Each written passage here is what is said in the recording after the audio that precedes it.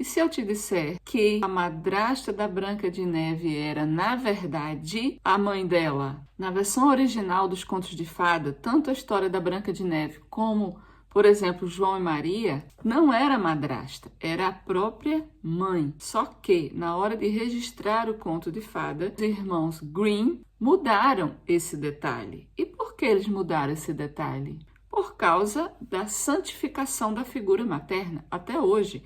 Imagina, se hoje ainda é polêmico falarmos da mãe, hoje, aos poucos, é que começam a falar da mãe narcisista, e mesmo assim muitas pessoas fogem de assistir esse tipo de tema.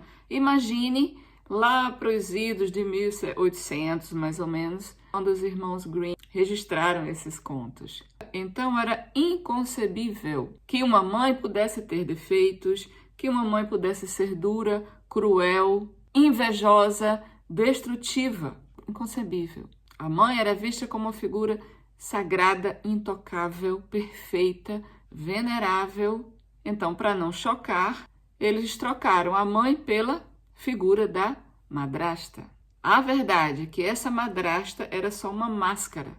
O que estava por trás dela era a verdade, que era a figura materna. Se você já estudou um pouquinho, já leu algo sobre a psicanálise do conto de fadas, você já entendeu que o conto de fadas, os contos servem para falar com todas as idades. E é a nossa consciência que vai enxergando e compreendendo o que está por trás do que está sendo contado. No olhar sistêmico, a mãe é o nosso primeiro amor, nosso primeiro relacionamento. E o nosso relacionamento com a mãe sempre será complexo, onde os filhos olharão para ela como uma mãe idealizada e se recusarão a vê-la como um ser humano. Ou então, no outro extremo, tem os filhos das mães narcisistas que reconhecem a sua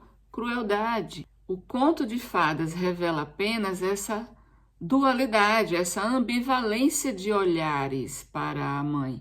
A nossa mãe, ela é tanto luz como sombra. Ela é tanto nutrição quanto ela pode ser crueldade e o limite aplicado de forma cruel, injusta. A madrasta simboliza essa outra face da mãe.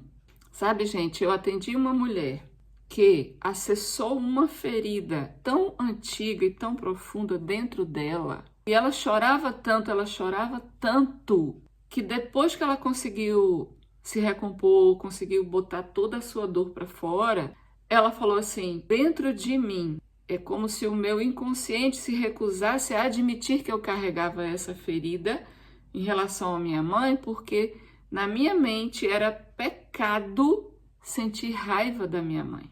Veja a presença das emoções da nossa infância, da nossa vida de bebê ainda, dentro de nós ainda, interferindo numa vida profissional, numa vida conjugal.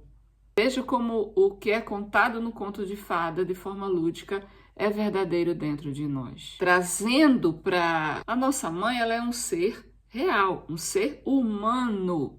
E como todo ser humano, tem luz e sombra. Hoje em dia é que está chegando essa consciência para nós. Hoje em dia é que temos acesso a tanta informação.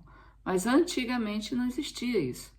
Antigamente a luta era pela sobrevivência.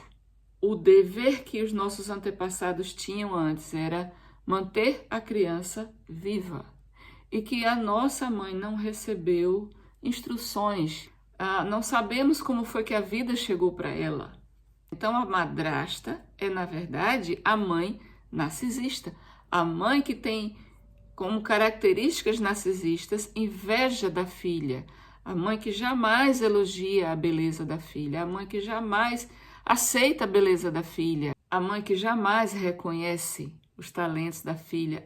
E a mãe que mata a própria filha. Óbvio que no sentido figurado, é a mãe que mata a filha justamente quando não elogia a filha, quando prejudica os relacionamentos da filha, quando vê que quando a filha tem uma chance de ser feliz, ela vai lá e destrói as chances da própria filha. Então, da próxima vez que você ouvir a história da Branca de Neve, Lembre-se, na verdade, a madrasta era a própria mãe da Branca de Neve. E essa história talvez não seja sobre a madrasta má, e sim para a nossa dificuldade de olharmos para as sombras da nossa mãe.